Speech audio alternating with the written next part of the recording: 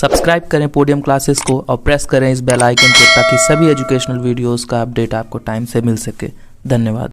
नमस्कार साथियों, podium classes में आप सभी का स्वागत है। मेरा नाम है पवन केसरवानी और आज हम हाजिर हुए हैं यूपी डीएलएड सेकंड सेमेस्टर के मैथ्स के पहले यूनिट की दूसरी वीडियो लेकर, जिसका नाम है 3 अंकों तक की संख्याओं का लस एवं मस ज्ञात करना।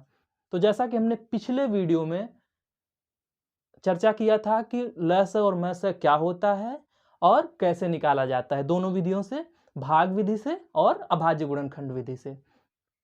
तो एक बार रिपीट कर देता हूं, अगर आपने वो वीडियो नहीं देखा है तो वीडियो के नीचे डिस्क्रिप्शन में मैं उसका लिंक डाल देता हूं, आप उसमें से देख लेना उसको। फिर भी मैं रिपीट कर देता हूं कि हमने क्या पढ़ा था। लस क्या होता है? लघुत्तम समाप्त वर्त्य। किन्हीं संख्याओं का लघुत्तम समाप्त वर्त्य वह छोटी से छोटी संख्या होती है जो उन संख्याओं से पूर्णतः विभाजित हो जाती है। और महत्तम समापवर्तक, किन्हीं दी हुई संख्याओं का महत्तम समापवर्तक वह बड़ी से बड़ी संख्या होती है जो उन संख्याओं को पूरी तरह से विभाजित कर देती है।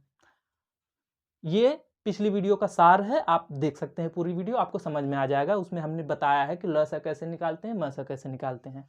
आज उसी कड़ी को आगे बढ़ाते हुए हम पढ़ेंगे कि लस और मस के बीच में क्या संबंध होता है, ठीक है। और उस पर आधारित कुछ क्वेश्चंस भी करेंगे लस और मस पे, जो डीएलएड के एग्जाम के नजरिए से काफी ज्यादा इंपॉर्टेंट हैं और जो कई वर्षों में पूछे गए हैं। तो चलिए शुरू करते हैं। लस यानी कि लघुत्तम समापवर्त्य तथा मस यानी कि महत्तम समापवर्तक के बीच संबंध।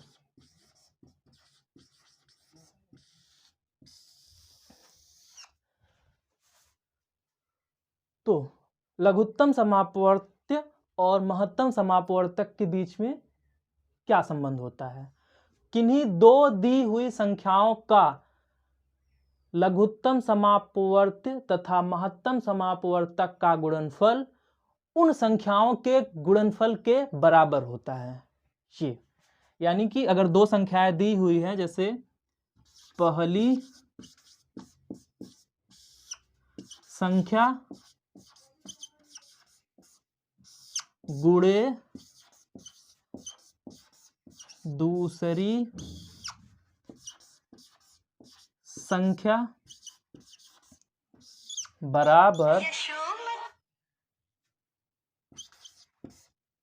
संख्याओं का लस गुणे संख्याओं का मस। ठीक है, इतना आपने देख लिया। तो अगर तो लस तथा मस के बीच में क्या संबंध होता है कि किन्हीं दो संख्याओं के लस और मस का गुणनफल उन संख्याओं के गुणनफल के बराबर होता है। यानी कि पहली संख्या गुणे दूसरी संख्या बराबर उन संख्याओं का लस तथा उन संख्याओं का मस का गुणनफल। ठीक है, यहां तक क्लियर हुआ। अब इस पे चलिए हम पहला क्वेश्चन लगाते हैं। अगर आपको इसमें से कुछ ना समझ में आए तो आप हमें कमेंट बॉक्स के माध्यम से पूछ सकते हैं, हम उसका जवाब देंगे। या फिर हमारा इंस्टाग्राम हैंडल है पवन केसरवानी 910, आप उस पर जाके हमसे क्वेश्चंस पूछ सकते हैं, हम उसका जवाब जरूर देंगे। ठीक है, तो चलिए अगला क्वेश्चन लगाते हैं।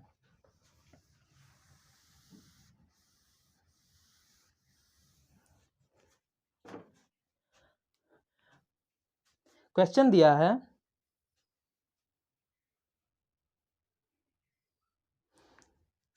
कि दो संख्याओं 12 तथा 14 का लघुत्तम समापवर्त्य 84 है तथा इनका महत्तम समापवर्त्य बताइए। दो संख्याएं दी हुई हैं 12 तथा 14 और उनका लघुत्तम समापवर्त्य दिया हुआ है और महत्तम समापवर्तक ज्ञात करने के लिए बोल रहा है। ये क्वेश्चंस डीएलएड पूछता है, इसी तरह के क्वेश्चंस पूछता है। तो चलिए हल करते हैं। पहली संख्या कितना दिया है, पहली संख्या कितना दिया है 12, और दूसरी संख्या कितना दिया है, दूसरी संख्या दी है 14। ठीक है, और हमसे और क्या दिया है, इनका लघुत्तम समापवर्त दिया है, लघुत्तम समापवर्त कितना दिया है 84। अब पूछ क्या रहा है, इनका महत्तम समापवर्तक,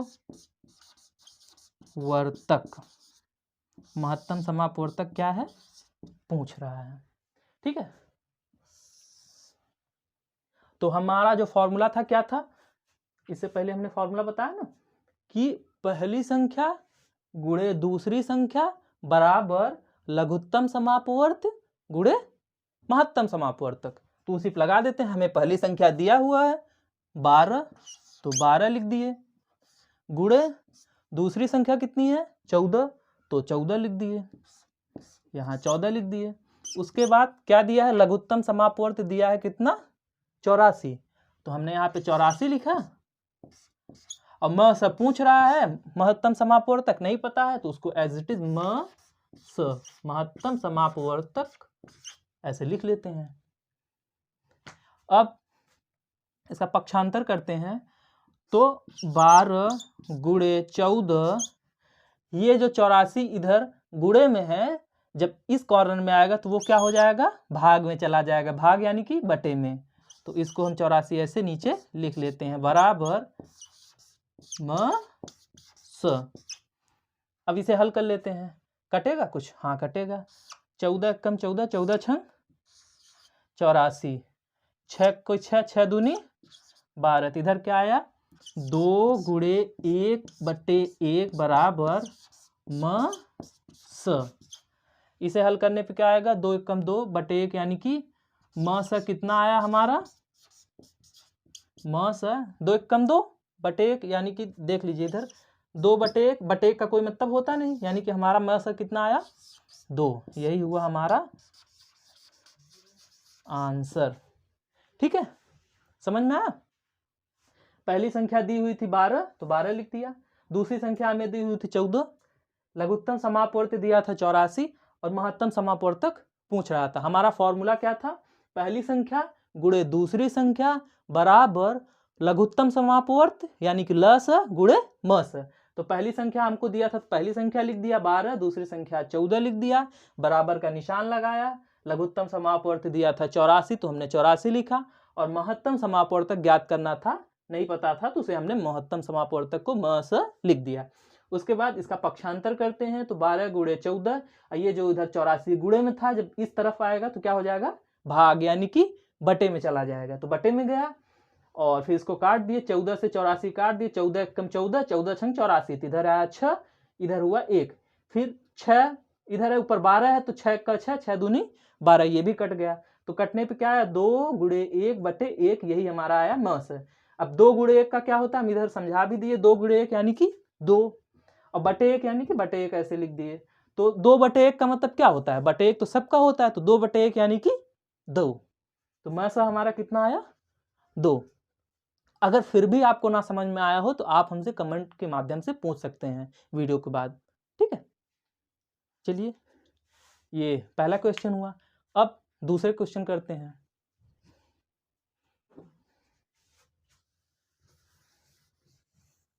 दूसरा प्रश्न है, किन्हीं दो संख्याओं का लघुत्तम समापवर्त तथा महत्तम समापवर्तक क्रमशः 60 तथा 5 है। यदि उनमें से एक संख्या 20 हो तो दूसरी संख्या ज्ञात कीजिए। वही है, सेम फॉर्मूले पे है, हमारा ल स दिया है, ल स दिया है 60 लिख दिए, और म स कितना दिया है म स दिया है हमारा 5, और इधर दिया है एक संख्या, यानी कि पहली संख्या क्या दी है हमारी, पहली संख्या बराबर, पहली संख्या दिया है हमारा 20, और दूसरी संख्या बोल रहा है ज्ञात करने को, दूसरी संख्या बताना है हमें, ठीक है, दूसरी संख्या हमें ज्ञात करना है। तो फॉर्मूला आपको पता ही है कि पहली संख्या गुणे दूसरी संख्या बराबर ल स गुणे म स। तो हम यहाँ लगा देते हैं, पहली संख्या दी हुई है 20 गुणे दूसरी संख्या बराबर ल स कितना है 60, तो हम 60 लिख देते हैं, गुणे म स कितना है 5, तो हम 5 लिख देते हैं, ठीक। तो अब पक्षांतर करेंगे तो 20 इधर गुणे में था तो इधर क्या हो जाएगा, भाग में चले जाएगा। तो दूसरी संख्या बराबर 60 गुणे 5 बटे 20, इधर गुणे में था तो भाग में आएगा, भाग यानी कि बटे में आ जाएगा। तो 20 एक्के 20, 20 तिहाई 60, तो इधर क्या आया 3 गुणे 5 बटे 1, ये क्या है दूसरी संख्या। अब इसे और हल करते हैं, तो 3 गुणे 5 कितना होता है, 3 पचा 15, 15 बटा 1, ये आ गया दूसरी संख्या। अब 15 बटा 1 का क्या होता है, बटा 1 का कोई मतलब नहीं होता, यानी कि हमारा आंसर क्या हुआ 15। तो ये हमारा हुआ दूसरी संख्या क्या हुई 15, पहली संख्या 20 थी, दूसरी संख्या क्या आ गई हमारी 15। ये हो गया हमारा ल स तथा म स के बीच में जो संबंध होता है, उस पर हमने 2 क्वेश्चन आपको करा दिए। आपको कोई डाउट हो तो आप हमें कमेंट के माध्यम से पूछ सकते हैं। अब चलिए ल स और म स पर आधारित कुछ एडवांस क्वेश्चंस करते हैं, क्योंकि जो डीएलएड होता है हमसे पूछता है कई बार, ये कई बार विगत वर्षों में आ चुके हैं ऐसे क्वेश्चंस, तो हम आज उन्हीं को हल करने जाएंगे, ठीक है।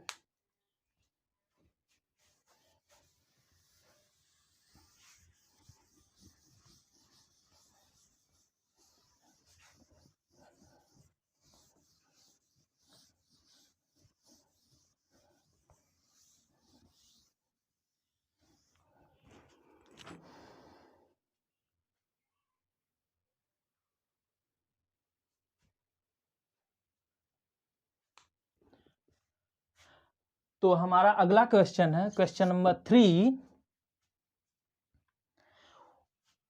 वह छोटी से छोटी संख्या ज्ञात कीजिए जो 8, 14 तथा 18 से पूरी तरह विभाजित हो जाए। क्या बोल रहा है, वह छोटी से छोटी संख्या ज्ञात कीजिए जो 8, 14 तथा 18 से पूरी तरह विभाजित हो जाए। छोटी से छोटी संख्या, आप इसको पकड़िए, छोटी से छोटी संख्या क्या होता है, लघुत्तम। लघुत्तम मतलब छोटी से छोटी, यानी कि हमको क्या बोल रहा है ये कि इन तीनों संख्याओं का लघुत्तम ज्ञात कीजिए, छोटी से छोटी संख्या ज्ञात कीजिए यानी कि लघुत्तम ज्ञात कीजिए, ठीक है।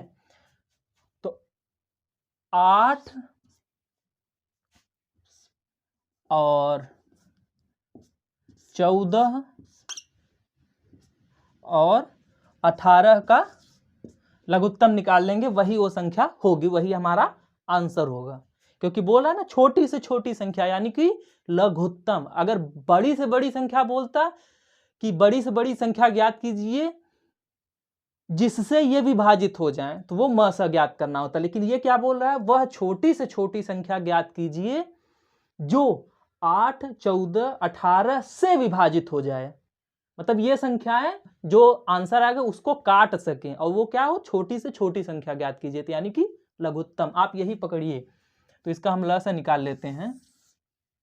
अगर आपको ल स निकालना ना आया हो तो इससे पहली वाली वीडियो में हमने बताया है कि ल स और म स कैसे निकालते हैं, आप डिस्क्रिप्शन में लिंक है, आप देख सकते हैं वहां से।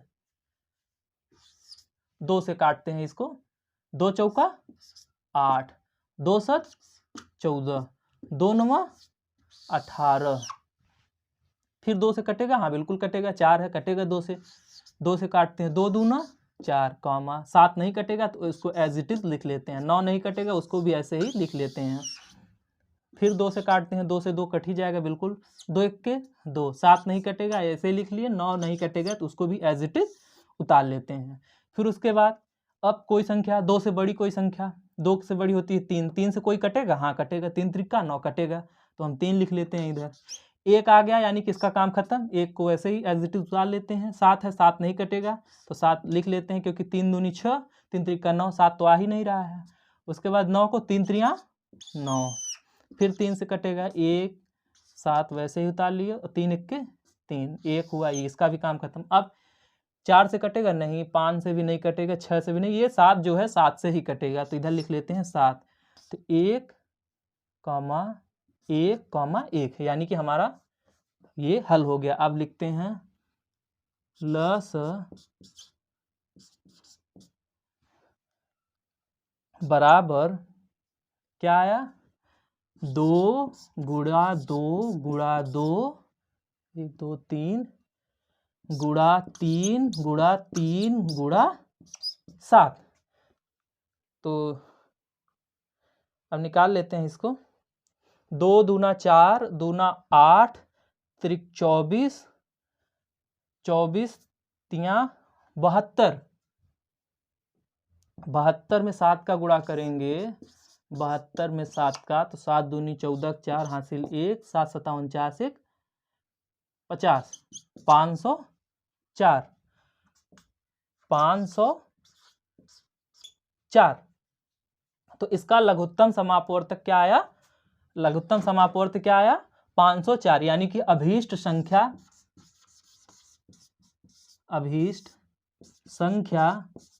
यानी कि जो हमारा जो पूछ रहा है कौन सी संख्या, वह छोटी से छोटी संख्या, उसे अभीष्ट लिखते हैं, जो पूछा जा रहा है जो संख्या।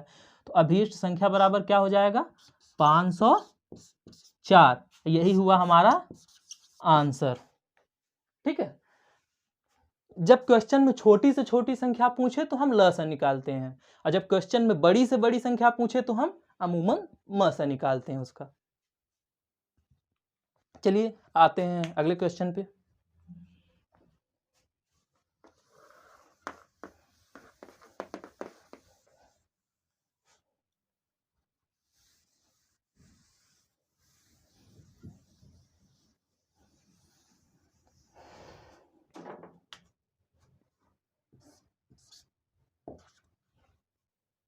क्वेश्चन नंबर 4, क्वेश्चन नंबर 4 क्या है, वह बड़ी से बड़ी संख्या ज्ञात कीजिए जिससे 25, 35 तथा 135 पूरी तरह विभाजित हो जाए। क्या कह रहा है, वह बड़ी से बड़ी संख्या ज्ञात कीजिए जिससे 25, 35 और 135 पूरी तरह से विभाजित हो जाए। तो बड़ी से बड़ी संख्या ज्ञात करने के लिए कह रहा है, जो काटे तो वह बड़ी से बड़ी संख्या क्या होगी म स। बड़ी से बड़ी संख्या ज्ञात करने के लिए कह रहा है, जो काटे तो वो क्या होगा म स। तो हमको क्या निकालना है म स, वही हमारा उत्तर होगा। तो संख्याएं क्या है 25, 35 और 135, ये 3 संख्याएं हैं, इनका क्या निकालना है हमें म स। तो म स की 2 विधियां होती हैं, ल स की भी 2 विधियां होती हैं, म स के भी। एक होती है अभाज्य गुणनखंड और दूसरा होता है भाग विधि। तो हम अभाज्य गुणनखंड विधि से कर लेते हैं, चाहे जिस विधि से करिए, आपको दोनों आता है, हमने बताया पिछली वीडियो में, आप देख लीजिएगा उसे। तो 25 का गुणनखंड करते हैं, क्या आएगा 5 गुणे 5। ठीक है, सबका गुणनखंड निकाल लेंगे। 35 का गुणनखंड करेंगे तो आएगा, अब ये कैसे आया इसको ऐसे निकाल सकते हैं, जैसे 25 है तो ये ऐसे आता है, आप देख सकते हैं 5 5 25, फिर 5 आया, 5 1 कट गया ना, तो यही 5 गुणे 5। अब गुणे 1 लगा लेना चाहिए क्योंकि कभी कभी किसी का नहीं आता ना, तो गुणे 1 सब में होता है। ठीक है, अब अगला 35 का, तो ऐसे होता है 35 का भी हम निकाल देते हैं। यहाँ पे देख लीजिए 35 का कैसे निकालते हैं गुणनखंड, मन में आप नहीं कर पा रहे हैं तो आप ऐसे निकाल सकते हैं। तो सब ये 2 से नहीं कटेगा, 3 से नहीं कटेगा, ये 5 से कटेगा, तो 5 5 सत्ते 35। अब ये 5 से नहीं कटेगा, ये 7 से कटेगा, 7 एक के 7। ये क्या हुआ 1 गुणे 5 गुणे 7। इसका गुणनखंड 35 का क्या आया 1 5 गुणे 1 गुणे 5 गुणे 7। ये एक अपने ऑटोमेटिक लगा देना चाहिए, क्योंकि अगर कोई कॉमन नहीं रहेगा तो एक कॉमन होता है उनमें, इसलिए एक लगा दिया जाता है। अगला आते हैं 135। 135 का गुणनखंड ज्ञात करते हैं। इसको भी इधर देख लेते हैं। 135 का गुणनखंड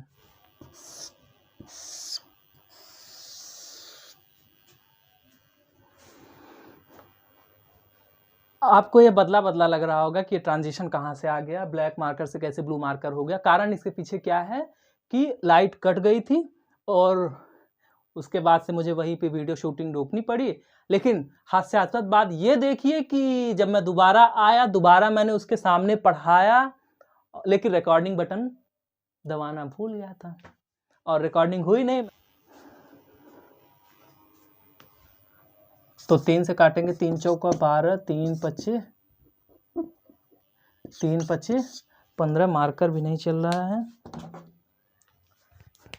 3 पच्चे 15, फिर 3 से काटेंगे, 3 इक्के 3, 3 पच्चे 15, फिर 3 से काटेंगे, 3 पच्चे 15, फिर 3 से काटेंगे, फिर 5 से काटेंगे, 5 इक्के 5। फिर म स हमारा क्या आया, म स बराबर जो भी चीज़ कॉमन होगी, तो यही मैंने लिखा ना 3 गुणे 3 गुणे 3 गुणे 5, ये लिख दिया। अब म स क्या आएगा, एक जो सब में कॉमन होता है वही म स होता है, तो तीनों में कॉमन क्या है 1 है, तो 1 मैंने लिख दिया। उसके बाद कॉमन क्या मिला 5 5 5 5 है, तो 5 मैंने लिख दिया। उसके बाद ये 5 है, लेकिन और जगह कहीं कॉमन कुछ नहीं मिल रहा है, तो म स क्या आया, म स बराबर 5। पता नहीं क्यों रिकॉर्डिंग बार बार ऑटोमेटिक रुक जा रही है। तो ये हमने म स निकाला, तो म स इसका 5 है। अब वही अभीष्ट संख्या होगी, क्योंकि क्वेश्चन में पूछ रहा था वह छोटी से छोटी संख्या ज्ञात कीजिए जो 25, 35 तथा 135 से पूरी तरह विभाजित हो जाए। मैं जल्दी जल्दी में इसलिए बोल रहा हूँ क्योंकि बार बार रिकॉर्डिंग ऑटोमेटिक स्टॉप हो जा रही है, मुझे नहीं समझ में आ रहा, देखना पड़ेगा, कुछ टेक्निकल खराबी होगी। बाकी अगर आपको ये वीडियो अच्छी लगी हो तो वीडियो को लाइक शेयर करना ना भूलें और चैनल को सब्सक्राइब जरूर कर दें, क्योंकि उससे हमें मोटिवेशन मिलता है और थोड़ा यूट्यूब भी उसको रेकमेंड करता है। बाकी लाइक ज़रूर कर दिया करिए और शेयर करिए अपने दोस्तों के पास, उनके पास भी नॉलेज जाए। बाकी मैं इस वीडियो का तीसरा पार्ट भी बनाऊंगा, बाकी मैं इस यूनिट 1 का 2 पार्ट हो चुका है, आज पार्ट 2 था, पार्ट 3 भी मैं बना दूंगा। उसके बाद आपको कहीं और देखने की ज़रूरत नहीं है। डीएलएड कैसा भी क्वेश्चन पूछे, इस वाले यूनिट से आप हर तरह के प्रकार के हर तरह के क्वेश्चंस कर ले जाएंगे। धन्यवाद, बाकी फिर मिलते हैं, बाय।